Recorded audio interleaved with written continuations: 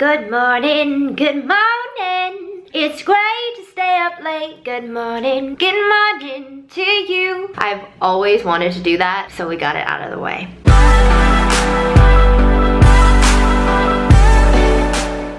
Hey guys, thank you so much for clicking on the video. I'm so excited for this episode 2 of my new series called My Story. And before you watch this one, I highly suggest that you watch the video that I uploaded a few weeks ago. It's called My Anorexia Story. I highly suggest you watch that because in my eating disorder journey, I first had anorexia at the age of 10. And after so much starving myself and losing all that weight, restricting so much, I developed binge eating disorder after that. And you guys know that I'm all about discussing binge eating, as that has been my hugest struggle throughout my whole life, and I'm still in recovery right now through working with a therapist and a dietitian, going to group therapy, trying medications in my life. That was for depression specifically. I want to be able to help you and guide you through these struggles, help you understand them better as I am doing as well. I definitely see so much progress in myself and I want to take you with me. So watch the anorexia one first, then go to the binge eating one, which is this one. So after experiencing anorexia at the age of 10, long period of time of starving myself, restricting, basically not eating anything, becoming so fearful of food, I ended up losing about 30 to 40 pounds. My lowest weight was about 65 and I'm about the same height, same stature as I am now, so you can imagine that would be very tiny. I started binge eating and obviously I didn't know what that was, and I have to really give credit to Josie Mai. Her Instagram is Josie B Mai. I'm sure you guys know her. I'm sure you watch her. She talks a lot about binge eating. Her channel, I'll put it in the description below. When I started Instagram 3 years ago, I remember Josie was one of the first people that I followed, and in her little info box in her Instagram profile, it said BED or something like that. And I was like, what is BED? What is binge eating? And I Googled it and I was like,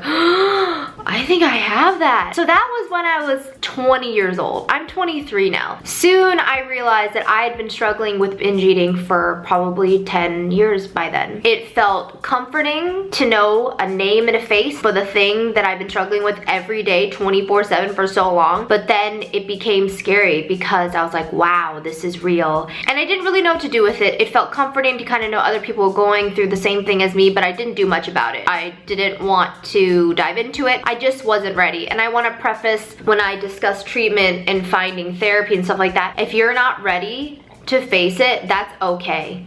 I will not judge you. Other people shouldn't judge you. The worst part is though that we judge ourselves for not being ready for change or not having made changes yet. And that is the thing that we need to stop doing. We need to eliminate the guilt, the shame, the blaming, the self-hatred, because struggling with mental diseases, eating disorders, all that stuff, all you ever need to do is be patient, compassionate, and give yourself the most love when you're struggling. Before I had seen Josie mention the word binge eating, my whole life I was just wondering why I was so obsessed with food. I thought about it 24/7. I would dream about it. If I was in a room with food around it, my senses were immediately heightened. I immediately just needed to look at everything and smell everything and taste everything. That's just part of it. It just felt like such an intense obsession. I was like, what the hell is this? And then I realized that I would just not be able to control myself around food. I would have to eat all of it. I also was very restrictive, obviously, from the anorexia. I used to never let myself have anything. So if I ever was around foods that I thought were bad, stupid magazine articles about foods you should avoid and not have, I hate those. But I used to read all of that and invest in it, and I was also obsessed with reading about food and recipes constantly. But when I was around food that I thought was bad, like bread, cookies, pasta, cheese, really anything that wasn't like a vegetable or low calorie, I would binge on it because I never let myself have it. That's why you binge eat. If you restrict foods, you'll want to eat them more. And then if you are around them, for me, I couldn't control myself at all. For me, a binge is eating until you seriously cannot breathe. And while you're eating, you're realizing that you cannot stop. There's absolutely zero self-control here. Or you just totally tune out and you're in a fog and you just can't stop. You're just a machine, shoveling,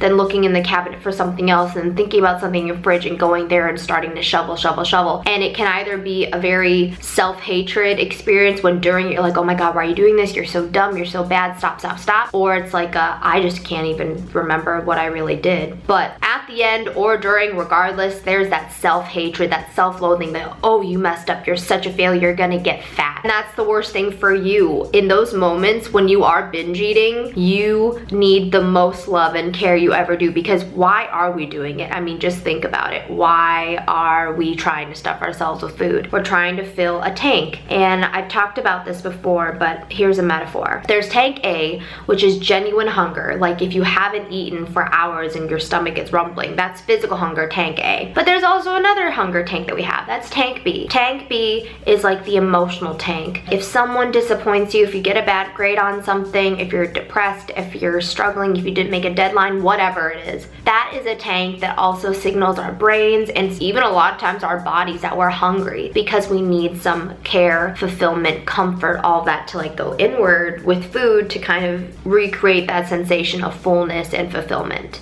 My whole life, basically, I really was trying to fill tank B, and I didn't understand the difference between tank A and tank B. I blurred the lines completely with hunger and fullness. I used food as a way to cope, and obviously was never conscious because I didn't know what binge eating was. Here I was for 10 years, every single day of my life, waking up so afraid, oh, I really hope I don't binge today. And then I would restrict in the morning thinking, oh, well, you binged last night, because I would binge almost every night for a long time in my life. I just couldn't stop. But the problem was that I'd be binging at night, wake up, worried to binge, so then I would restrict. But then by lunchtime or dinner time, or if I made it all the way till night, I would binge again because I'm hungry. And I've also felt restrictive of all of these foods during the day. So my body and my mind just want to ravage everything. This cycle that I created of restricting and binging, controlled my life, controlled my mood. Every time I put something in my mouth, I pictured it as fat on my body. Every time I went out to eat or even ate something at home, I would just worry that it was gonna spiral into a binge. So you're living this life where you're constantly worried about what you're doing, how you're acting, what you're eating, what you look like, how it's making you fat. Realize you're not even alive at that point. You can't enjoy anything because you're afraid of when the food pops up, when you're gonna eat. It's so centered around food and your body and just the anxiety.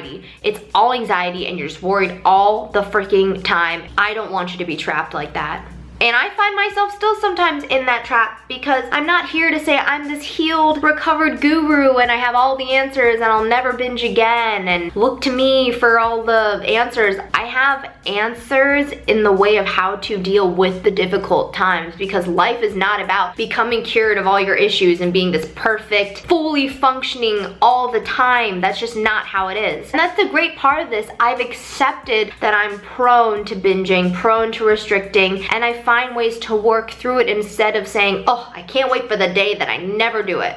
That's a great goal to have, but for me, that's not the goal, because the goal for me feels so much bigger and more self-caring and so much more self-loving, which is be okay with the fluctuations. And if you have a binge moment, all you need to think about is, oh my gosh, poor Kelly, she's really struggling today. So she's really wanting to binge. What's going on? She just needs love and care. And if she ends up overeating or losing control of food, it's not because she doesn't care. It's not because you don't want to put the effort in to not binge. It's just you didn't have enough strength that day. Just please remember that every time. And I know this video is about my journey and my binge eating story, but I just have to emphasize that a lot because that has been the biggest lesson through my journey. That is the byproduct of all this work I've done in therapy and with my dietitian. So now I'm gonna jump into, as of today, I've been in binge eating disorder recovery kind of officially, I think, for about 2 years. Started seeing a therapist, I think 2 to 3 years ago. I didn't specifically go for binge eating. I went because of depression. I realized after about a year of feeling this way, it was so hard for me to even leave my apartment. I never wanted to do anything, go anywhere. Obviously, I was struggling a lot with body image and binge eating disorder, so it contributed to it, but the main reason was just because I felt like I was living in a fog. I was just so lost, so depressed, so gone, no motivation. I would be a perfectionist at school and then I just did nothing else. I just couldn't handle it. I think my eating disorder disorder just got the best of me, and I became so overwhelmed and basically turned into a zombie. My first therapist helped me a little bit with the depression, but I switched to another therapist. I specifically changed because I needed someone that specializes in eating disorders. And if you are looking for a therapist, which I highly suggest if you're struggling a lot, because I go every week. And for about 6 months when I was struggling a lot, I was going to therapy twice a week, 1 hour. And this woman, her name is Melanie, and she is just the greatest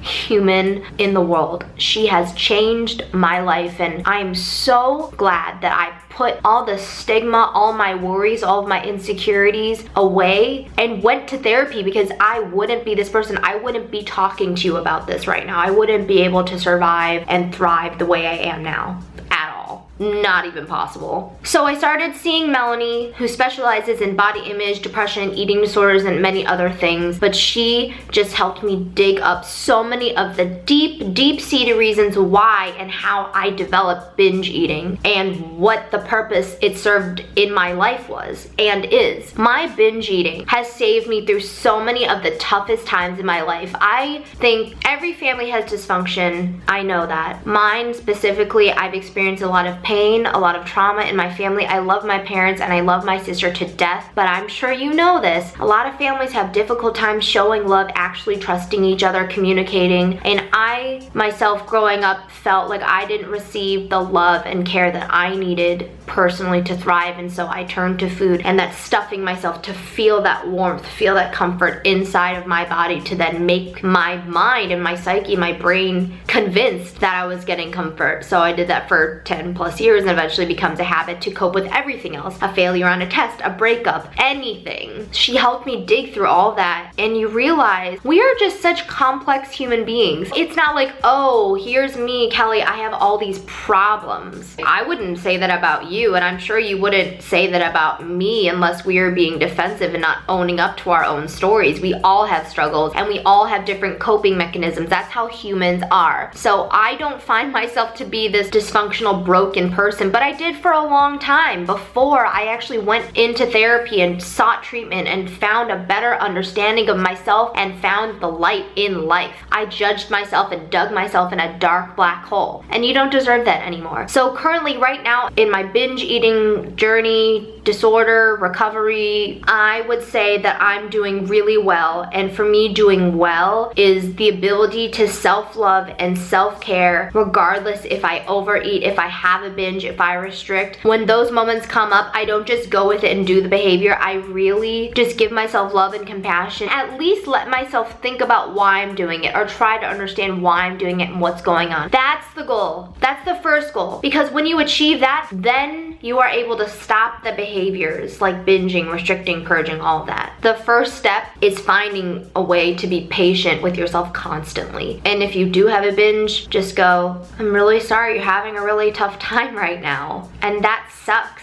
but I'm here for you. And if you end up binging, if you end up restricting, end up doing any other behavior, it's because you felt so desperate you had nothing else to do. That's all I have to say. It's not permission for the behaviors. It's not an excuse. It's the genuine reality of it. The reasons why we do things. We are always doing the best that we can. And I really hope that you can understand that, because I just want to love myself no matter what. And in eating disorders, all you need is to consistently care for yourself, because if you're engaging in any behaviors, you're just really struggling, and you need to love yourself the most. Thank you so much for watching, guys. I really hope this kind of fulfilled the desire for this binge eating story video. I will do more of this. It was hard for me to think exactly what I wanted to talk about, but I'm gonna split this binge eating story into different sections, like different episodes or something like that, or I'll just add them all to this playlist story right here.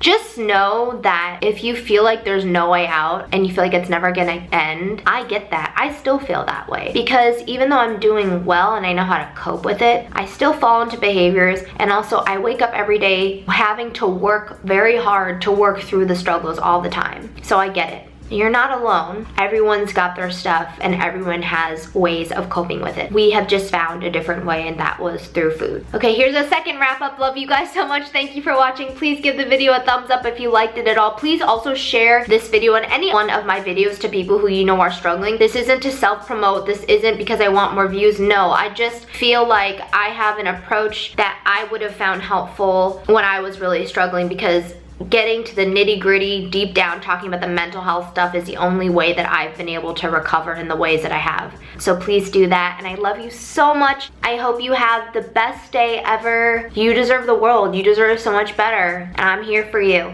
And I will see you in the next video. Bye. I'ma change your life, I'ma change it. Yeah. I'ma change your life. I'ma change your life, I'ma change it. I'ma change your life.